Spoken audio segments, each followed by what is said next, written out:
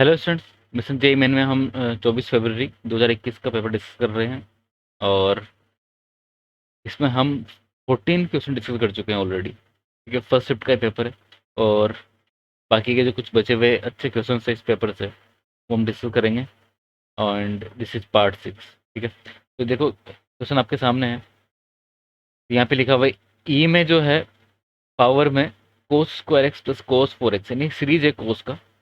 ठीक है, यानी कि जीपी में लिखे हुए हैं। और इसका सम अगर करें हम, है ना, सम करना पड़ेगा ऑब्वियसली, इनफाइनाइट टर्म्स है। अगर आप सम करोगे तो ये हो जाएगा, सम हो जाएगा first term a upon 1 - r, है ना, 1 - आर, आर यानी कि कॉमन रेशियो जो कि कोस स्क्वायर एक्स है कि नहीं है। ये सम हो जाएगा equal to cos square x और डिवाइड बाई ये बनेगा साइन स्क्वायर एक्स, यानी कि ये हो जाएगा कोट स्क्वायर एक्स। ठीक है ना, कोस square x upon sine square x को हम कोट स्क्वायर एक्स लिख सकते हैं। तो यानी कि ई पावर में cot square x into l n two. ठीक है, अच्छा इसको अब क्या करो, आप कोट स्क्वायर एक्स को 2 के पावर में भेज दो, ये बन जाएगा ई, एल एन को लिख दिया लॉग ई, और 2 पावर में कोट स्क्वायर एक्स। तो लॉग का आपने प्रॉपर्टी पढ़ा होगा, कौन सा प्रॉपर्टी, ये जो मैं लिख रहा हूँ कि ए, तो यहाँ पर लॉग बेस में ए और यहाँ पर अगर एक्स आया तो इक्वल टू एक्स आ जाता है। ठीक है, तो यहाँ पर आ जाएगा क्या, 2 पावर में कोट स्क्वायर एक्स, ये बनेगा भाई। ठीक है, तो इस पूरे का value 2 power quote square x आ गया, जो कि सेटिस्फाई करता है इस इक्वेशन को। अच्छा, इस इक्वेशन में इसके जो रूट्स है, इनके टी का जो वैल्यू है, फैक्टर कर लो। तो फैक्टर करोगे तो टी इक्वल टू एक तो 1 आएगा, और दूसरा क्या आएगा, तो मल्टीप्लाई करने पे 8 होना चाहिए, ऐड करने पर 9, तो 8 और 1 हो जाएगा। एक रूट तो 1 आया और एक 8 आ गया। ठीक है, 1 और 8 टू रूट होगा। तो इसका वैल्यू बताना है हमको इसका। ठीक है, वहां से एक्स निकालना है ना। तो यानी कि 2 पावर कोट स्क्वायर एक्स जो है, तो यही तो टी होगा।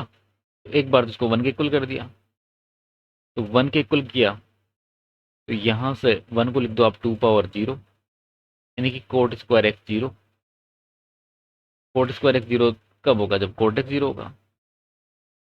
कोट एक्स 0 कर दो। ठीक है, अच्छा 0 से पाई बाय 2 में क्या कोट एक्स 0 हो पाएगा, यह भी तो देखने के लिए बात है भाई। X equal to pi by 2 पर कोट 0 देता है। ठीक है, और पाई बाय 2 तो इक्वल ही नहीं है। अच्छा, तो यानी कि ये जो सॉल्यूशन है, यहाँ से जो सॉल्यूशन मिलेगा वो एक्सेप्टेबल नहीं है। ठीक है, तो फिर क्या किया जाए, फिर आप इतना कर दो कि जो 2 पावर कोट स्क्वायर एक्स लिखा हुआ है, इसको करो 8 के इक्वल, यानी कि 2 पावर 3 के इक्वल, है ना। और यहाँ से कोट स्क्वायर एक्स जो है 3 के इक्वल आएगा। ऑब्वियसली एक्स जो है फर्स्ट क्वाड्रेंट है, यानी कि जो भी आएगा पॉजिटिव ही आएगा, यानी कोट एक्स भी क्या आएगा, √3 आएगा, है ना। प्लस माइनस √3 होता, बट फर्स्ट क्वाड्रेंट है, कोट एक्स पॉजिटिव होता है, सब पॉजिटिव होते हैं, कोट एक्स भी पॉजिटिव ही होगा। तो कोट एक्स तो आ गया √3। अच्छा, अब इसमें हमने क्या किया, कोट एक्स चाहिए ना, तो ठीक है, साइन एक्स डिवाइड कर दिया, है ना, साइन एक्स डिवाइड कर दिया इसको, न्यूमरेटर को भी डिनोमिनेटर को भी। तो डिवाइड करने पे क्या बन जाएगा, ऊपर तो बनेगा 2, साइन एक्स डिवाइड कर रहा हूँ मैं ना, यहाँ बनेगा 1, और √3 cos x divide by sine x, तो कोट एक्स हो जाएगा। तो कोट एक्स का वैल्यू आपको पता है ऑलरेडी, √3 है। 2 1 प्लस √3, और कोट एक्स भी √3, ये हो जाएगा 3, यानी कि 2/4, यानी कि 1/2। क्या ऑप्शन में है, जी हाँ, फर्स्ट ऑप्शन जो है 1/2 है। ठीक है, तो इस तरह से सोल्व करेंगे इस क्वेश्चन को। अगले सवाल पे आते हैं, क्वेश्चन नंबर 16। तो यहाँ पर लिखा हुआ है कि one of the diameter of the circle. ठीक है, ये सर्किल दिया हुआ है, इसका सेंटर पहले लिख लें। ठीक है, तो सेंटर है इसका 1,3, है ना, कंपेयर कर लिया x square plus y square plus 2gx plus 2fy plus c से। ठीक है, सेंटर 1,3 है और रेडियस इसका हो जाएगा टी स्क्वायर, यानी कि -1 का स्क्वायर 1 आ जाएगा, फिर 3 का स्क्वायर 9 आ जाएगा, और माइनस सी, सी कितना है 6 है। ठीक है, तो 9 + 1 10 -6 4, और 4 का रूट आ गया 2, यानी कि रेडियस 2 आ गया। अब हो क्या रहा है कि one of the diameter of the circle is a code of another circle. ठीक है, हु सेंटर इज एट 2,1, यानी कि जो सी वाला जो सेंटर है, सॉरी सी वाला जो सर्कल है, ये सर्कल है, इसका सेंटर 2,1 है, इस वाले का। तो एक डायग्राम बनाते हैं, ये है। तो इसका एक कोई डायमीटर है, मान लो ये इसका डायमीटर है, और इसका जो डायमीटर है ये किसी दूसरे सर्कल का एक कोड है। ठीक है, यानी कि दूसरा सर्कल मैंने बना दिया, इस सर्कल का एक कोड बन गया। ठीक है, इस वाले सर्कल का सेंटर तो आ ही गया था, 1,3 था, और जो ग्रीन वाला जो सर्किल है उसका जो सेंटर 2,1 है। ठीक है, और रेडियस पता करनी ग्रीन वाले सर्किल की। तो हमने क्या किया भाई, यहाँ से ये जो परपेंडिकुलर डिस्टेंस है, ठीक है, ये कुछ हो जाएगा, क्या होगा, सेंटर के बीच में डिस्टेंस हो जाएगा। हमको ये R1 निकलना, इसको R1 बोल दो। ठीक है, कुल मिला के जो डायग्राम नजर आ रहा है आपको ना, इसे पॉइंट ए है, इसका सेंटर जो है इसको आप O बोल दो, इसके सेंटर को C बोल दो। ठीक है, इसको O बोल दिया। कुल मिलाकर डायग्राम ऐसा दिख रहा है। यहाँ पर हमको R1 कैलकुलेट करना है, ये A है, ये C है, ये O है। ठीक है, अच्छा AO कितना हो जाएगा, ये हो जाएगा 2। क्यों, क्योंकि इसका रेडियस 2 था, रेड वाले सर्किल का। R1 हमको निकालना है, OC कितना हो जाएगा, ये दोनों सर्किल के सेंटर के बीच का डिस्टेंस, जो कि यहाँ से निकाल लेंगे। O ये है और C ये है। तो अगर OC निकालें तो 1 - 2 का स्क्वायर, यानी कि 1 का स्क्वायर 1, 3 - 1 2 का स्क्वायर 4, यानी कि OC कितना का √5 आ गया। R1 क्या है, हाइपोटेनस है इस ट्राइंगल का, तो R1 इक्वल टू हो जाएगा 2 का स्क्वायर 4 √5 का स्क्वायर 5, यानी कि 3, यानी कि रेडियस कितना आ गया इसका, R1 कितना आ गया, R1 आ गया 3, रेडियस 3, यानी कि आंसर कितना आ जाएगा 3 लिख देंगे यहाँ पर। ठीक है, बात समझ में आ गई। क्वेश्चन नंबर 16 सोल्व हो गया। 17 की हम बात करते हैं।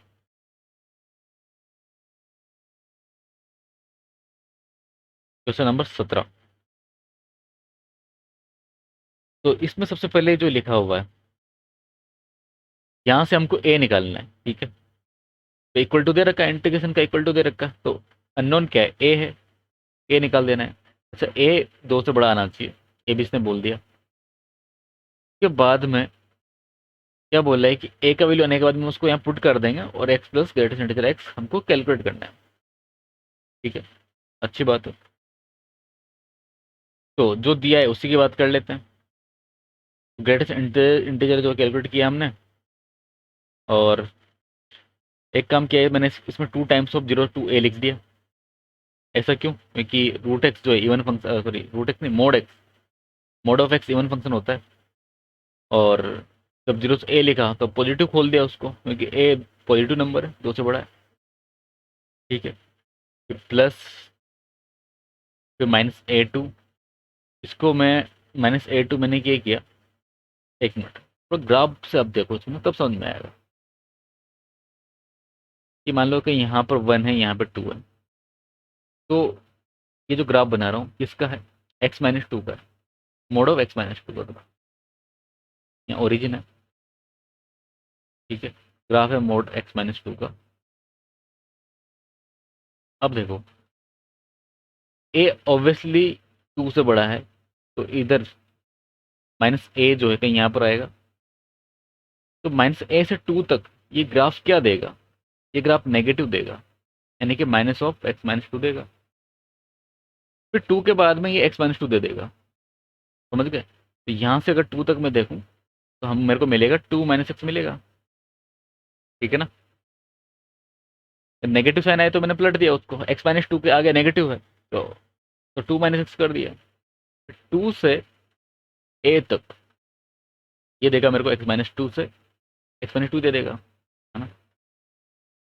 ओके, अब इसको इंटीग्रेशन कर देंगे, मतलब ये इक्वल टू 22 है, 22 इक्वल टू 22 है। अब इसको इंटीग्रेट कर दो, 2 लिखा हुआ है, x का integration x square by 2, limit लगा देंगे 0 से a। तो यहाँ पर 2x minus x square divide by 2, limit minus a to 2 है। यहाँ पर x square by 2 minus 2x, limit जो है 2 से a है, इक्वल टू 22। बात समझ में आ रही है? अब तो कुछ नहीं, a का वैल्यू निकालना है तो पुट करना पड़ेगा वैल्यू, है ना? तो देखो 2 से 2 चला गया, a रखा हमने तो ये हो गया ए स्क्वायर, 0 रखेंगे तो 0 हो जाएगा, ये प्लस, हाँ ये a है। यहाँ पे 2 रखा तो 2a minus A square by 2, फिर माइनस a रखेंगे ना तो माइनस आएगा एक, तो माइनस a रखेंगे तो माइनस 2a, तो माइनस ए स्क्वायर बाई 2, ठीक है, प्लस a रखा, ए स्क्वायर बाई 2 माइनस 2a, फिर माइनस 2 रखा तो 2 माइनस 4 इक्वल टू 22। थोड़ा सा कैलकुलेशन तो है यहाँ पर, कोई बात नहीं, माइनस माइनस प्लस हो गया तो इससे चला जाएगा। ओके, बाकी क्या ए स्क्वायर वाले टर्म्स एक तो यहाँ पर है और एक ए स्क्वायर बाई 2 है, यानी कि 3a स्क्वायर बाई 2 यही है। अच्छा 2a और ये प्लस का 2 है तो 4a हो गया, बट माइनस 2a यहाँ पर है तो प्लस का 2a ही बचेगा, ठीक है। बाकी कॉन्स्टेंट टर्म में तो इधर 4 माइनस टू, लेकिन इसकी वजह से प्लस टू है, 22 भी एलएचएस में ले लो, है ना? +2 है बट 22 भी एलएचएस में ले लो, इक्वल टू 0 हो गया। तो ये कितना बनेगा,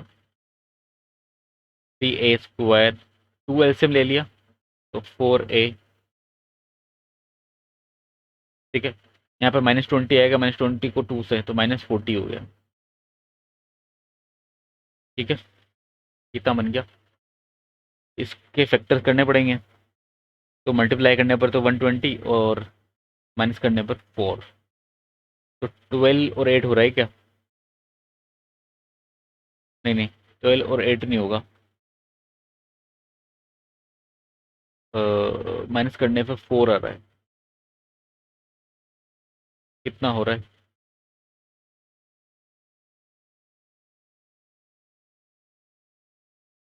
देखो यहाँ से कुछ ना कुछ ए तो जरूर निकलेगा, चलो कोई नहीं, हम क्वाड्रेटिक फॉर्मूला लगा लेते हैं, ऐसे समझ में नहीं आ रहा। तो 4 का स्क्वायर हो जाएगा 16, यहाँ पर हो जाएगा प्लस 4 × 3 × 40, ठीक है। तो ये 4 × 3 12 हो गया, 12 × 4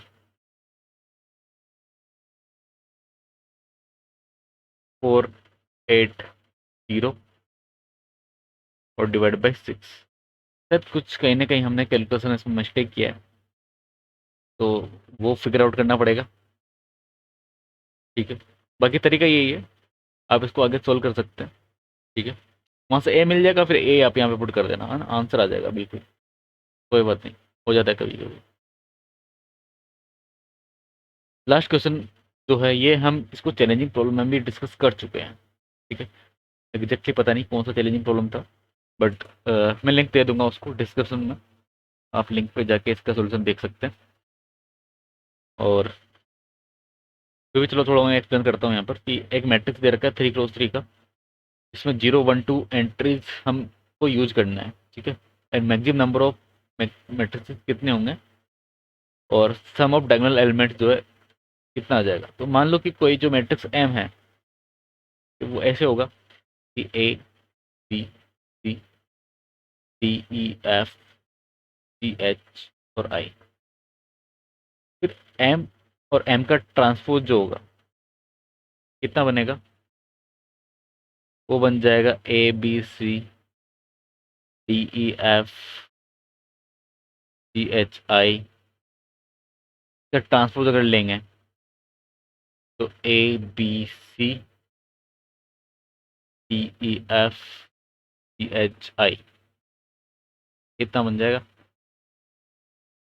इसको अगर मल्टीप्लाई करें, अच्छा डायगोनल, हमको सिर्फ डायगोनल से मतलब है यहाँ पर, सिर्फ डायगोनल वैल्यू से ही मतलब है। तो वो कैसे बनेगा, वो बनेगा कि इसका जो रो वन है और इसका कॉलम वन है को मल्टीप्लाई करने पर यहाँ पर ये वाला एलिमेंट आ जाएगा, यानी कि a square plus b square plus c square. फिर दूसरा जो डायगोनल एलिमेंट है ए टू टू वाला, वो कैसे आएगा, आर टू को, सॉरी आर टू ये वाला, आर टू को इस सी टू से मल्टीप्लाई करने पर, तो वैसा करने पर आ जाएगा D square plus e square plus f square.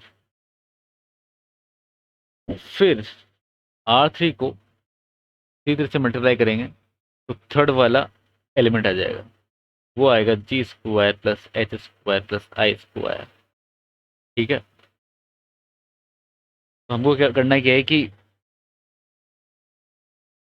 Maximum number of such matrices और 7 करना है, इनका सम है ना, सबका सम 7 करना है। यानी कि हमको क्या करना है कि a square plus b square plus c square plus d square plus e square plus f square plus g square plus h square plus i square equal to 7 कर देना है। अब ये जो सारे के सारे एलिमेंट्स है 9 है, a B C D E F G H i i तक 9 है। अब अगर अगर सबको 1 1 भी दिया जाए ना, तब भी जो है 9 हो जाएगा, जो कि 7 से ज़्यादा होता है, यानी कि सबको 1 तो नहीं दे सकते। तो फिर कैसेस बनाने पड़ेंगे हमको कि क्या क्या आप दे सकते हो, और हमको वैल्यूज क्या क्या दे सकते हैं, 0 1 और 2 में से दे सकते हैं। अच्छा ये भी बात ध्यान रखना कि सबका स्क्वायर है यहाँ पर, तो अगर 2 का स्क्वायर करते हैं तो एक एलिमेंट 4 के बराबर हो जाएगा। तो केस 1 तो ऐसा हो सकता है कि आप इनमें से कोई 7 है ना, 9 में से कोई 7 को चूज किया और उन सबको 1 1 दे दिया। ठीक है, अब बाकी को ऑब्वियसली 0 देना पड़ेगा, कोई चॉइस नहीं है, no choice for rest two elements. और 9C7 जो है 9C2 के इक्वल होता है, और इसका वैल्यू 9 इंटू 8 डिवाइड बाई 2 यानी कि 36 हो जाता है। फिर केस 2 की बात करेंगे। केस 2 में ऐसा कर सकते हैं कि किसी एक को 2 दे दिया, 4 हो गया, बाकी को हम 1 1 दे देंगे, 3 को, और बाकी सबको जो है 0 0 0। बाकी कितने बच गए, 5 बच गए ना, उन सबको 0।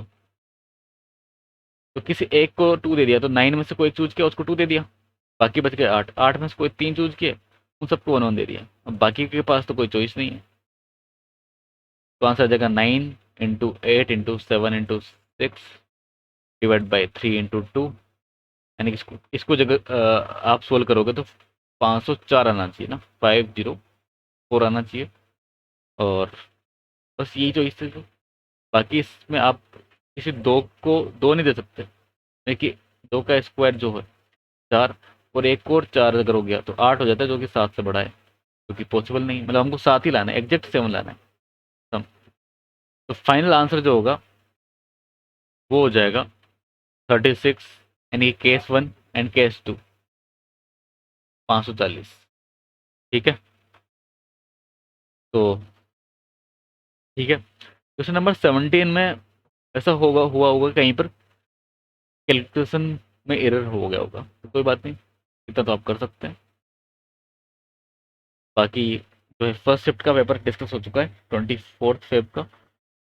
बाकी के पेपर जो है हम डिस्कस करेंगे अगले लेक्चर में, यानी कि इसका second shift, this is first shift, second shift हम मिलेंगे अगले लेक्चर में।